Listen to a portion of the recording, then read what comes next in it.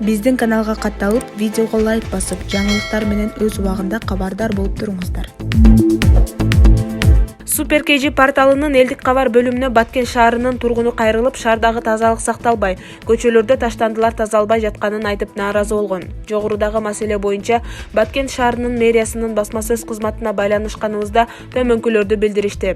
Тазалык ишканасынын кызматкерлери тарабынан Нургазиев, Салихов көчөсүндөгү латоктогу арыктар тазаланды. Күн сайын тазалык ишканасынын кызматкерлери тазалык иштерин жүргүзүүдө, деп билдиришти шаардык мэриядан.